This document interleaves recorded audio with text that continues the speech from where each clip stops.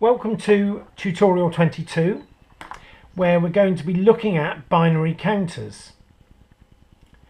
Now, in the last couple of tutorials, what we've done, we've built a 4-bit counter and we've put it through a 4511 BCD decoder into a 7-segment display. And that's all worked very well. But actually there are always usually easier ways of doing things. So what we're going to look at binary counters that are built specifically for the purpose of counting. And we're going to be using first of all this one here, which is a 4024 7-stage divide by 128 binary ripple counter. So its outputs are 1, 2, 3, 4, 5, 6 and 7. And we are going to be just using outputs 1, 2, 3 and 4, so pins 12, 11, 9 and 6.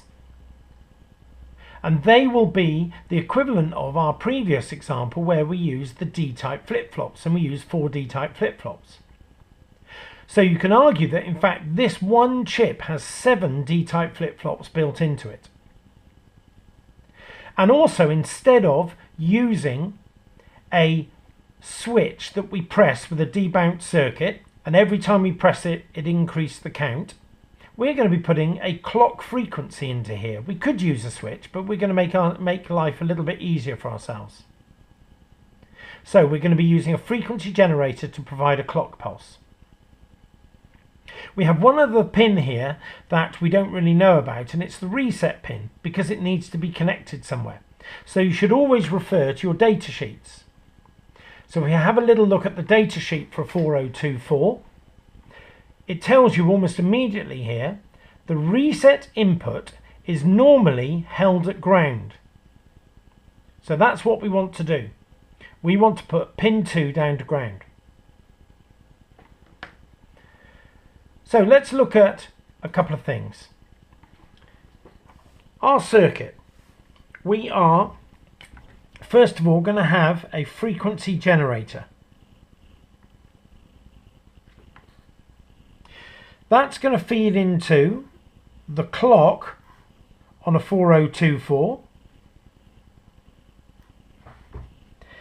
and the 4024 has 4 outputs numbered 1, 2, 3 and 4, and they are going to feed into our 4511 decoder, which we still need.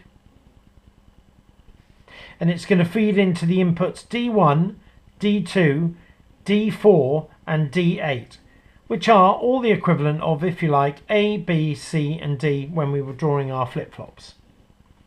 And then finally, to display the number, we are going to put it onto a 7-segment display.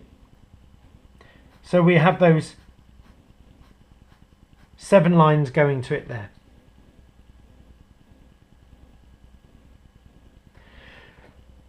So here we have our circuit. Now, just very quickly I want to show you the clock, because this is a piece of equipment that hasn't been used before.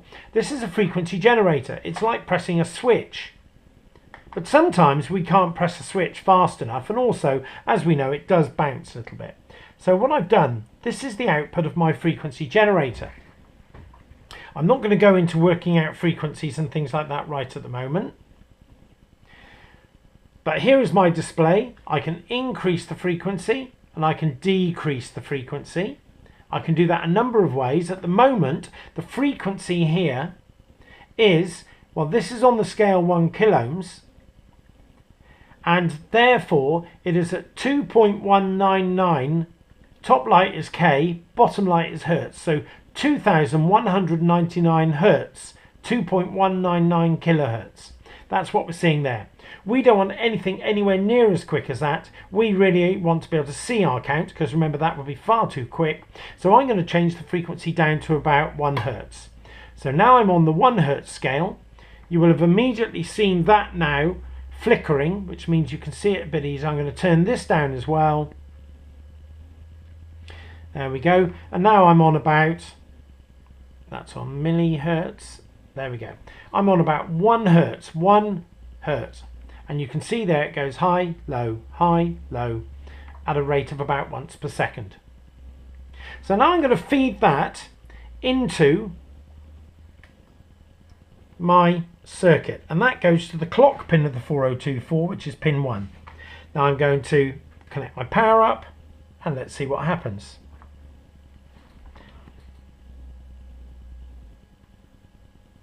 There we go, immediately it started to count. And we can see that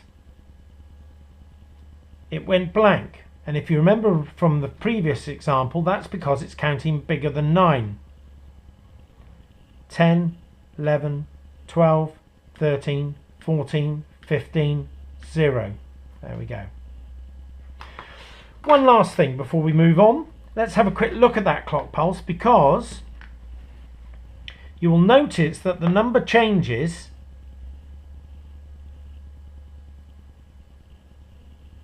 on every time it goes from high to low. It's changing on that low. That's because this IC, the 4024, requires a negative going trigger, a negative going clock pulse to trigger it. Okay. So now we'll move on to activity 2, where we're going to try resetting this counter.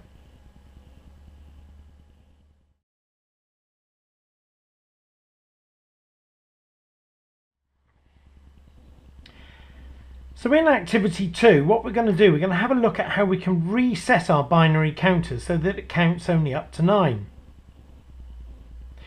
We know that so far, if we look at our counter,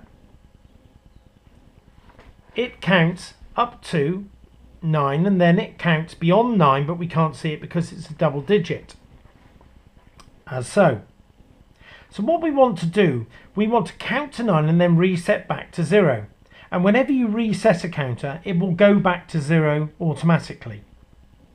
So it's that reset pulse that does what we need. And we know that if we want to see the number 9, we can't reset until the next pulse, which of course is the 10th pulse. And we know that in our system of binary, where we have A, B, C and D, 10 is 1D and 1B and not C or A, because that is worth 2 and that is worth 8. So that equals 10. So we want to reset when D and B, so therefore we're going to be using an AND gate, are both high. So when D and B are both high, and we're going to send the answer of that AND gate back to the reset pin. Looking at this, our D and B, well, A is 1, B is 2, C is 3 and D is 4, which is the 4 outputs that we've used. So therefore we're going to be using 2 and 4, which are pins 11 and 6.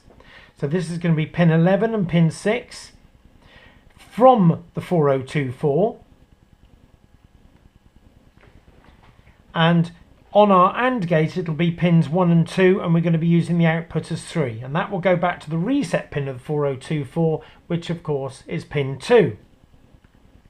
So if we just draw that very quickly onto our diagram here, all we have is pin 11 and pin 6 coming out, going to an AND gate, and we're going to feed that back into our reset pin, which is pin 2. So I've already built or put the AND gate in, so I'm going to connect that up to the right pins now.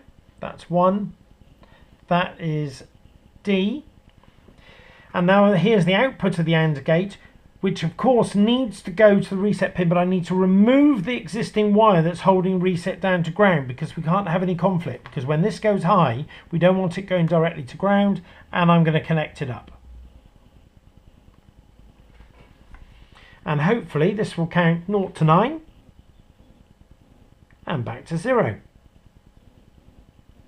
So we've reset our counter. We can reset at any number that we want to between 0 and 9. If I just change that to go to A, which is now 9, it should reset at 8.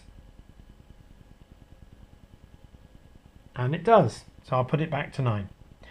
So I've now reset my 4024 counter to count from 0 to 9, displaying it through the 4511 and the 7 segment display.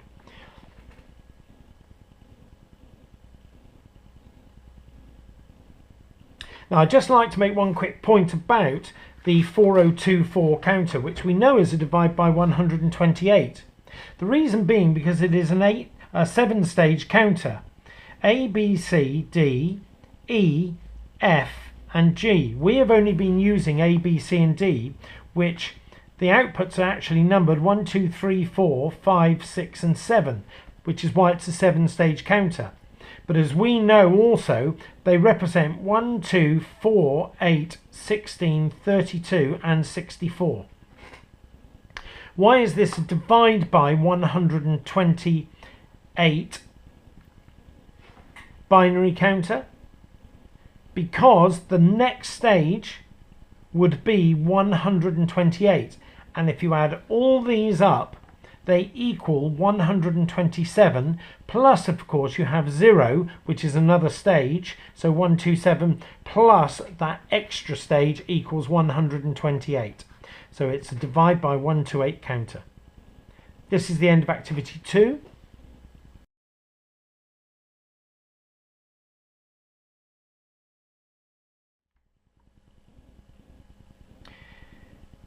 In activity 3, we are going to look at building a counter now that will count to 99. We've already built a counter that will count from 0 to 9, and here we have it still counting away here. Ignore this one for the moment. So this is going up to 9, recessing, and back we go. So I've built another counter that does exactly the same thing. They are identical.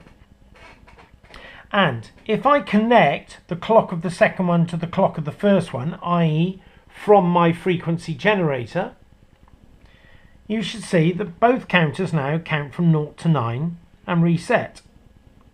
And they count at the same pace because of course they have the same clock going in providing the timing.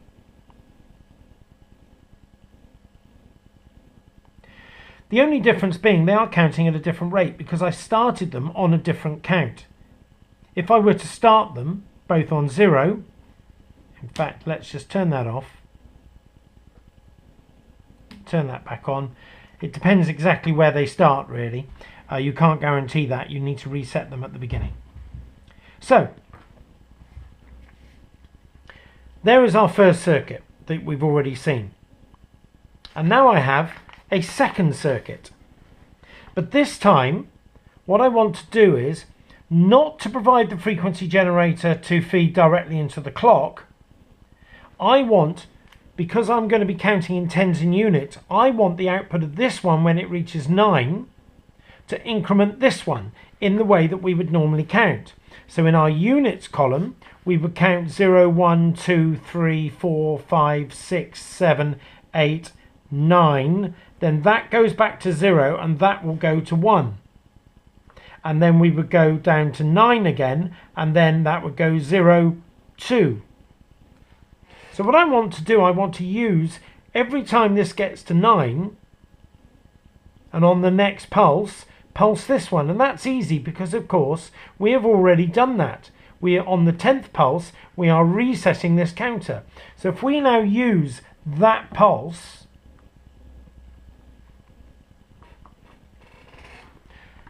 to count the next one, you should see that it will count up to 9, 0, and that one increments.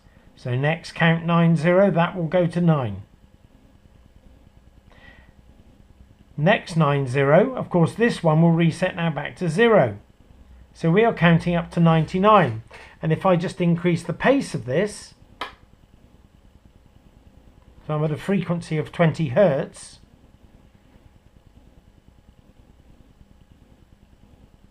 so we have built a counter that counts up to 99. How did we do that? We connected our reset pulse from the first units back to the clock of the second counter.